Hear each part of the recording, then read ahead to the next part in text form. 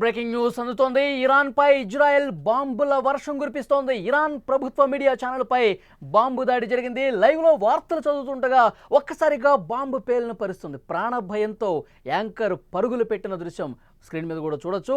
Social మీడియాలో ఈ దృశ్యాలు వైరల్గా మారాయి. మీడియా ఛానల్ మీద ఇరాన్ దాడిని ఖండించినటువంటి పరిస్థితుంది. ఇరాన్ ఇజ్రాయెల్ మధ్య 5వ రోజుకు ఈ ప్రతిదాడులు కొనసాగుతున్నాయి. టెహరాన్కి ఏకంగా 100కు పైగా బాలిస్టిక్ క్షిపణులతో ఇజ్రాయెల్పై విరుచుకుపడింది. ఈ దాడిలో సుమారు 11 మంది ఇజ్రాయెల్ పౌరులు కూడా చనిపోయారు. 300 మందికి పైగా గాయపడ్డ పరిస్థితుంది. ఇందుకు ప్రతీకారంగా టెల్ అవీవ్ కూడా రెచ్చిపోతోంది. గగనతలం నుంచి ఇరాన్పై బాంబుల వర్షం కురిపిస్తోంది. ఇరాన్ ప్రభుత్వ మీడియా ఛానల్పై బాంబు దాడికి సంబంధించిన దృశ్యాలు మనం చూస్తున్నాం. ఆ సమయంలో స్టూడియోలో వార్తలు చదువుతున్న మహిళా యాంకర్ ప్రాణభయంతో ఒక్కసారిగా లేచి ఏ విధంగా పరుగులు పెడుతుందో చూస్తున్నాం. ఆ తర్వాత పూర్తిగా ఒక డస్ట్ స్టూడియో లోపలికి ఏ విధంగా వస్తుందో కూడా చాలా స్పష్టంగా ఆ దృశ్యాలు చూస్తుంటే మనకు అర్థమవుతుంది. ఆ న్యూస్ యాంకర్ చదువుతుండగానే ఒక్కసారిగా అక్కడ దాడి జరిగింది. క్షిపణి దాడి జరిగినటువంటి పరిస్థితుల్లో ఒక్కసారిగా స్టూడియో మొత్తం షేక్ అయిన పరిస్థితుంది. లోపల ఏ విధంగా ఆ దాడి జరిగినప్పుడు పూర్తిగా ఒక డస్ట్ పూర్తిగా లేచి దుమ్మంతా లేచి స్టూడియోలో ఏ విధంగా పడుతుందో క్లియర్గా లైవ్లో రికార్డ్ అయినటువంటి పరిస్థితుంది.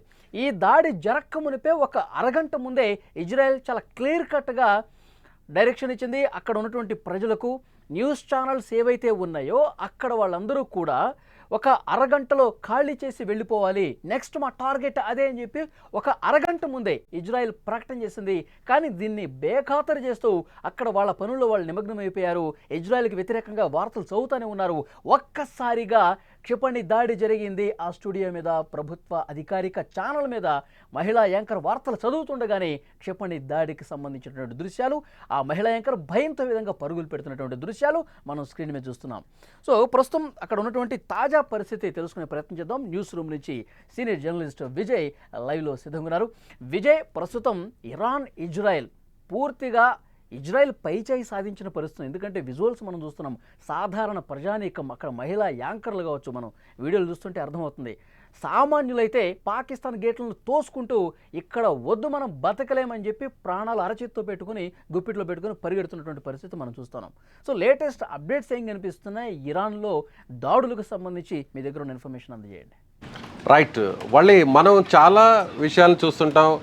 జనరల్గా ఎక్కడైనా కూడా ఏ న్యూస్ ఛానల్ అయినా కూడా జనరల్గా న్యూస్ రూమ్ నుంచి యాంకర్స్ బులెటిన్స్ చదువుతుంటారు, లైవ్ రిపోర్టింగ్ని అక్కడ ఎక్కడైతే ఇన్సిడెంట్స్ జరుగుతుంటాయో అక్కడి నుంచి వస్తున్నటువంటి ఫుటేజ్ని న్యూస్ రూమ్ నుంచి ఇక్కడి నుంచి కూడా లైవ్ ఫుటేజ్ ఇస్తుంటారు. జనరల్గా ప్రపంచంలో ఏ న్యూస్ ఛానల్ అయినా లైవ్ ఛానల్ అన్నా ఇవన్నీ కూడా కవరేజ్ చేస్తుంటాయి. కానీ ఇప్పుడు ఇజ్రాయెల్ ఇరాన్కి సంబంధించినటువంటి మధ్య జరుగుతున్న యుద్ధానికి సంబంధించినటువంటి ఒక ఇన్సిడెంట్ ఇప్పుడు సోషల్ మీడియాలో ఆ వీడియో వైరల్గా మారింది. ఏంటంటే యుద్ధానికి సంబంధించినటువంటి వార్తల్ని కవర్ చేస్తూ ముఖ్యంగా ఇజ్రాయెల్ ఇరాన్ మీద చేస్తున్నటువంటి దాడుల గురించి ఒక మహిళా యాంకర్ లైవ్లో వార్తలు చదువుతున్నటువంటి టైంలోనే ఏకంగా ఇజ్రాయెల్ ఆ బిల్డింగ్ మీదే బాంబు వేయడం జరిగింది. నేరుగా ఇరాన్లో అధికారిక మీడియా ఏదైతే ప్రభుత్వానికి సంబంధించినటువంటి అధికారిక మీడియా ఉన్నటువంటి IRIB అంటే Islamic Republican of Iran broadcasting సంబంధించినటువంటి న్యూస్ ఛానల్స్ మీద డైరెక్ట్గా బాంబు వేయడం జరిగింది. ఒక మహిళా యాంకర్ అక్కడ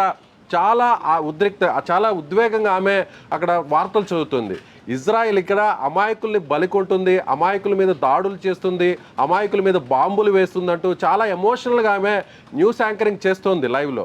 ఒక్కసారిగా అక్కడ బాంబు పడింది. ఆ బాంబు పడిన వెంటనే ఆ యాంకర్ వార్తలు చదవడాన్ని అక్కడ ఆపేసి అక్కడి నుంచి న్యూస్ రూమ్ నుంచి ఆమె బయటకు పరుగులు తీస్తున్నటువంటి దృశ్యాలు ఇప్పుడు సోషల్ మీడియాలోనూ అనేక ఛానల్లోనూ ఇప్పుడు వైరల్గా మారాయి. ముఖ్యంగా ఎవరైతే సహార్ ఎమామి అనేటువంటి ఈ మహిళా యాంకర్ ఆమె హిజాబ్ ధరించి మరి వార్తలు చదువుతున్నటువంటి దృశ్యాలు అక్కడ కనిపిస్తున్నాయి.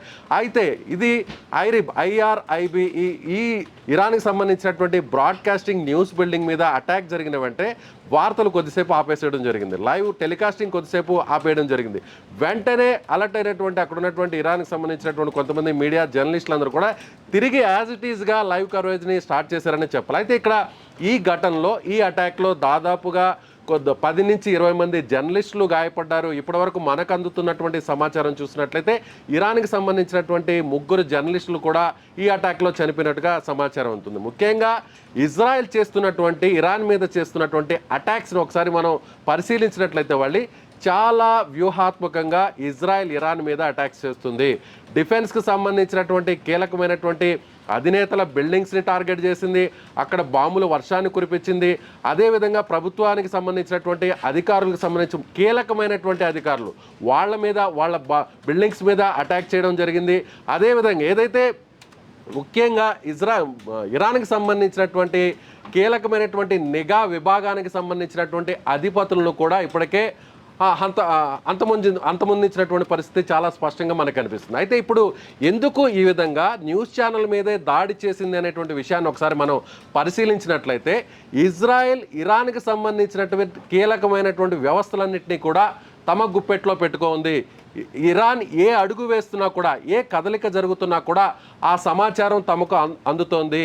ముఖ్యంగా తమకు వ్యతిరేకంగా వార్తలు అందిస్తున్నటువంటి ఏకంగా ఇరాన్కి సంబంధించినటువంటి అధికారిక మీడియా బిల్డింగ్నే టార్గెట్ చేసాం. అక్కడ లైవ్ బులెటిన్స్ జరుగుతున్న టైంలోనే అక్కడే నేరుగా బాంబు వేశామంటే ఇరాన్కి సంబంధించినటువంటి ఏ స్థావరం మీదైనా సరే తాము టార్గెట్ చేయగలం.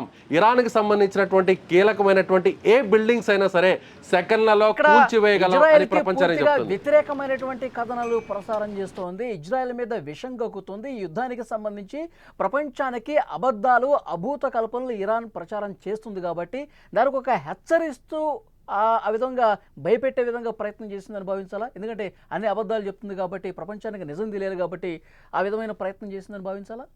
ఎస్, మీరు అన్నట్టుగా మనం చెప్తున్నట్టుగా ఇప్పుడు ఒకటే చెప్తుంది ఇజ్రాయెల్, ఇరాన్ని పూర్తిగా తాము ఇరాన్కి సంబంధించిన క్యాపిటల్ సిటీ టెహ్రాన్ని తాము గుప్పెట్లోకి తీసుకున్నాం, ఎయిర్ డిఫెన్స్ అంతా కూడా కొలాప్స్ చేసాం, ఏ క్షణంలో అయినా ఏ సెకండ్లో అయినా టెహ్రాన్ అంతా కూడా తాము క్యాప్చర్ చేయగలం అనేటువంటి స్టేట్మెంట్ ఇప్పటికే ఇజ్రాయెల్ ఇచ్చేసింది. మరోవైపు తమ మీద వ్యతిరేక వార్తలు ఇస్తున్నటువంటి ఇరాన్కి సంబంధించినటువంటి అధికారిక మీడియా ఛానళ్ళు అక్కడ లైవ్ టెలికాస్టింగ్ జరుగుతున్న టైంలోనే అక్కడ ఏకంగా తాము బాంబు వేయగలిగామంటే తమకున్నటువంటి శక్తి సామర్థ్యాలు, తమకున్నటువంటి ఆయుధ సంపత్తి ఏ స్థాయిదో ఆ స్థాయినంతా కూడా ప్రపంచానికి చెప్పడానికే ఈ ప్రయత్నం చేసిందని మాత్రం ఖచ్చితంగా చెప్పవచ్చు. ఎందుకంటే ఇప్పటికే ఇరాన్ ఒక రకంగా ఇజ్రాయెల్ ఎలాంటి అటాక్స్ చేస్తున్నా కూడా తట్టుకొని నిలబడి మళ్ళీ ఇజ్రాయెల్ మీద అటాక్స్ చేస్తుంది. ఇరాన్ బ్యాక్ ఎండ్లో వేరే వేరే దేశాలు ఉన్నప్పటికీ కూడా ఇజ్రాయెల్ మీద ఖచ్చితంగా తాము పోరాడుతున్నాం, తాము ఎక్కడ కూడా తలగ్గేది లేదు, తాము ఎక్కడ కూడా లొంగిపోయేది లేదు అనేటువంటి సమాధానం ఇచ్చే విధంగా ఇరాన్ ఇప్పటికి కూడా వ్యవహరిస్తుంది. అయినా కూడా ఇజ్రాయెల్ ప్రపంచానికి ఏం చెప్తుందంటే ఇప్పటికైనా సరే తలొగ్గాలి, ఇప్పటికైనా సరే బేషరతుగా తమకు అమెరికా విధిస్తున్నటువంటి షరతులను ఒప్పుకోవాలి, యుద్ధానికి తామిక లొంగిపోతున్నాం, యుద్ధం చేయలేము అనేటువంటి విధానానికి ముందుకు రావాలి ఇరాన్ అనే విధంగా ఇప్పుడు ఇజ్రాయెల్ చేసినటువంటి అటాక్ను మనం చెప్పవచ్చు. అంటే తాము అనుకుంటే సెకండ్ల వ్యవధిలో ఇరాన్లో ఉన్నటువంటి ఏ వ్యవస్థలైనా కూల్చేయగలం, ఇరాన్కి సంబంధించినటువంటి కీలకమైన బిల్డింగ్స్ను ఎలా అయినా కొలాప్స్ చేయగలం అనేటువంటి ఒక సమాధాన్ని ఇక్కడ మీరు చెప్తున్నట్టు ప్రధానమైనటువంటి స్థావరాలు, అణు స్థావరాలు కావచ్చు, సైనిక స్థావరాలు కావచ్చు, చమురు క్షేత్రాలు కావచ్చు, వీటన్నిటి మీద చాలా పక్కాగా దాడులు చేస్తోంది, ధ్వంసం చేస్తుంది, శాస్త్రవేత్తలు కూడా చనిపోయిన పరిస్థితుంది. సామాన్య ప్రజలు నివాసిత ప్రాంతాల్లో కూడా పెద్ద ఎత్తున క్షిపణి దాడులు జరుగుతున్నాయి. అందుకే ప్రజలందరూ కూడా ఆ దేశం విడిచి పక్క దేశాలకు వెళ్ళిపోతున్న పరిస్థితి మనం చూస్తున్నాం. కానీ న్యూస్ యాంకర్గా ఉన్నవాళ్ళు, జర్నలిస్టులుగా ఉన్నవాళ్ళు, ప్రభుత్వ అధికారిక ఛానల్స్లో ఉన్నవాళ్ళు మరి అంత ధైర్యంగా ఎందుకు వార్తలు ప్రజెంట్ చేస్తున్నారు? దాడి జరిగినా సరే, స్టూడియో ధ్వంసమైనా సరే మళ్ళీ దులుపుకొని మళ్ళీ వార్తలు ప్రసారం చేస్తున్న పరిస్థితి అంటే ప్రభుత్వం సైడ్ నుంచి వాళ్ళు ఏమైనా బలవంత పెడుతూ ఉన్నారా? మీరు చెప్పాల్సిందే, మీరు చావును కూడా ఎదురొడ్డి నిలబడాల్సిందే, అలాంటి ప్రెజర్ ఏమన్నా వాళ్ళ మీద ఉందని భావించాల్సిన అవసరం ఉందా? వాళ్ళీ ఈ ఛానల్ అంటే ఇప్పుడు మనకి అటాక్ జరిగినటువంటి ఈ ఛానల్ విషయానికి వస్తే ఇది ప్రభుత్వ అధికారిక మీడియా ఛానల్. అంటే ప్రస్తుతం మనకి మన ఇండియాలో, మన భారతదేశంలో దూరదర్శన్ ఎలాగో అంటే ప్రభుత్వానికి సంబంధించినటువంటి కార్యక్రమాలని, అక్కడ ఉన్నటువంటి అప్డేట్స్ అంతా కూడా ప్రజలకు అందించేటువంటి ఒక వార్తా ఛానల్గా మనం ఈ ఐరిబ్ని చెప్పొచ్చు. అంటే IRIB ఇది ఏదైతే ఇరాన్కి సంబంధించినటువంటి అధికారిక కార్యక్రమాలు కావచ్చు, అక్కడ ఉన్నటువంటి అప్డేట్స్ అంతా కూడా ప్రకటనలు వీటన్నిటిని కూడా ఈ ఛానల్ ద్వారా అందిస్తారు. ఈ బిల్డింగ్లో దాదాపు 3 న్యూస్ ఛానల్స్ ఉన్నాయి. అందులో ఒకటి ప్రెస్ టీవీ ఉంది, అదేవిధంగా ఆల్ అలామ్ ఉంది, అదేవిధంగా హిస్పాన్, ఇలా 3 న్యూస్ ఛానల్ లైవ్ టెలికాస్టింగ్ ఇక్కడ చేస్తున్నాయి. అయితే ఆ దేశానికి సంబంధించినటువంటి జాతీయత భావంతో అక్కడ పనిచేస్తున్నారనే చెప్పాలి. అక్కడ ఉన్నటువంటి యాంకర్స్ కావచ్చు, జర్నలిస్టులు కావచ్చు, అక్కడ రిపోర్టింగ్ చేస్తున్నటువంటి ప్రతి ఒక్కరు కూడా, ఆ క్రూ అంతా కూడా ఆ దేశానికి సంబంధించినటువంటి ఆ జాతీయత భావంతోనే అక్కడ వారు ఆ దేశభక్తిని చాటుకునే విధంగానే అలా పనిచేస్తున్నారని చెప్పుకోవచ్చు. ఎక్కడా కూడా జనరల్గా ఎవరి ఒత్తిడి కూడా అక్కడ ఉండకపోవచ్చు. కానీ ఆ దేశం మీద జరుగుతున్నటువంటి దాడుల్ని బయటకు చెప్పే ప్రయత్నం, ప్రపంచ దృష్టికి తీసుకొచ్చేటువంటి ప్రయత్నం ఆ జర్నలిస్ట్, ఆ యాంకర్ అక్కడ చేసిందనుకోవచ్చు. అయితే ఇజ్రాయెల్ ఏం చెప్తుందంటే, తమకు వ్యతిరేకంగా ఎవరు వ్యవహరించినా, తమకు వ్యతిరేకంగా ఎవరు పనిచేసినా, తమకు వ్యతిరేకంగా ఎవరు ఎలాంటి వార్తా కథనాలను ప్రసారం చేసినా, వార్తలను చదివినా చివరకు వాళ్లను కూడా వదిలిపెట్టాం, జర్నలిస్టులను సైతం వదిలిపెట్టం అనేటువంటి ఒక హెచ్చరికని ఇజ్రాయెల్ ఈ సందర్భంగా ఈ అటాక్ ద్వారా చేసిందని చాలా స్పష్టంగా చెప్పవచ్చు. అంటే ఇజ్రాయెల్ ఒకటే చెప్తుంది, ఇప్పటికైనా లొంగాలి, లేదంటే మిమ్మల్ని ఏమైనా చేయగలం, మీ ఇంట్లోకి రాగలం, అలాగే మీ న్యూస్ ఛానల్లోకి రాగలం, మీ న్యూస్ ఛానల్లో లైవ్ టెలికాస్టింగ్ చేస్తున్నటువంటి యాంకర్ల మీద కూడా, మీ బిల్డింగ్ మీద కూడా అటాక్ చేయగలం అనేటువంటి ఒక హెచ్చరికని ఇజ్రాయెల్ ఈ అటాక్ ద్వారా పంపించిందనే చెప్పాలి. వలి ఓకే విజయ్, ప్రస్తుతం అది సిచ్యువేషన్. భయపడుతూ అక్కడ యాంకర్లు కూడా వార్తలు చదువుతున్నారు. క్షిపణి దాడులు ఇంకా లెక్క చేయకుండా మళ్ళీ వార్తా ప్రసారాలు కంటిన్యూ చేస్తున్నటువంటి పరిస్థితుంది. సో ఇజ్రాయెల్ టెహరాన్లో ఉన్న ఇరాన్ ప్రభుత్వ ఛానల్ IRIB ప్రధాన కార్యాలయం మీద క్షిపణి దాడి జరిగింది. భారీ పేలుడు శబ్దాలు రావడంతో ప్రత్యక్ష ప్రసారంలో వార్తలు చదువుతున్న న్యూస్ రీడర్ ప్రాణభయంతో ఏ విధంగా పరుగులు పెట్టిందో స్క్రీన్లో కూడా మనం చూస్తున్నాం. హిజబ్ ధరించిన ఆ మహిళా యాంకర్ భయంతో తన సీట్ నుంచి పారిపోతున్నటువంటి ఆ వీడియో సోషల్ మీడియాలో ప్రస్తుతం వైరల్గా మారుతోంది. యాంకర్ వెళ్ళిన మరుక్షణమే దట్టమైన నల్లటి పొగ కూడా స్టూడియోని ఏ విధంగా చుట్టుముట్టిందో మనం స్క్రీన్లో కూడా చూడొచ్చు. శిథిలాలు రాలిపట్టడంతో ఆ వీడియోలో కూడా మనం చాలా క్లియర్గా అబ్జర్వ్ చేయొచ్చు. ఈ క్షిపణి దాడి జరిగిన వెంటనే IRIB ప్రత్యక్ష ప్రసారాలు తిరిగి ప్రారంభించినటువంటి పరిస్థితుంది. IRIB కార్యాలయాల మీద జరిగిన దాడిని ఇరాన్ తీవ్రంగా ఖండిస్తోంది. ఇది దుష్టచర్య, యుద్ధ నేరం అని చెప్పి విదేశాంగ మంత్రిత్వ శాఖ ప్రతినిధి ఇస్మాయిల్ బఖాయ్ కూడా అభివర్ణించారు. తమ ప్రజల మీద భీకర దాడులతో దారుణాలకు తెగబడుతున్నటువంటి ఇజ్రాయెల్ మీద ఐక్యరాజ్యసమితి భద్రతా మండలి చర్య తీసుకోవాలని కోరుతున్నారు. శత్రుదేశం ఇజ్రాయెల్ సైనిక చర్యతో ఇస్లామిక్ విప్లవాన్ని, ఇరాన్ స్వరాన్ని అణిచివేయలేదని ఆయన చెప్తా ఉన్నారు. ఇజ్రాయెల్ దాడుల్లో ఇప్పటివరకు 200 మందికి పైగా ఇరాన్ వాసులు ప్రాణాలు కోల్పోయారు. ఇంకా చాలామంది ప్రాణాలు అరచేతిలో పెట్టుకుని పక్క దేశాలకు పారిపోతున్నటువంటి పరిస్థితుంది. ఇజ్రాయెల్ చాలా స్పష్టంగా హెచ్చరిక చేస్తూ ఉంది. మా మీద విషం కక్కే ప్రయత్నాలు చేస్తే, ప్రపంచానికి అబద్ధాలు చెప్పే ప్రయత్నం చేస్తే మేము మీ టీవీ ఛానల్స్ను కూడా వదలము, మీ జర్నలిస్టులను కూడా వదిలే ప్రసక్తి లేదని చెప్పి పెద్ద ఎత్తున చాలా పర్ఫెక్ట్గా దాడులు చేస్తున్న పరిస్థితుంది. ఈ దాడి జరక్క ముందు ఒక అరగంట ముందే ఒక అలర్ట్ జారీ చేసింది. మీ స్టూడియోలు ఏవైతే ఉన్నాయో, మీ ఛానల్స్ ఏవైతే ఉన్నాయో ఆ ప్రాంగణం నుంచి వదిలి వెళ్ళిపోండి అని స్పష్టంగా హెచ్చరిక చేసి మరి ఒక అరగంట తర్వాత ఈ దాడులు చేసిన పరిస్థితుంది ఇజ్రాయెల్. సో చూద్దాం, ఇంకా భీకర యుద్ధం వైపు టర్న్ తీసుకునే అవకాశాలే చాలా స్పష్టంగా కనిపిస్తున్నాయి. నెక్స్ట్ పరిణామాలు ఏ విధంగా ఉంటాయనేది కూడా చూడాల్సిన అవసరం ఉంది.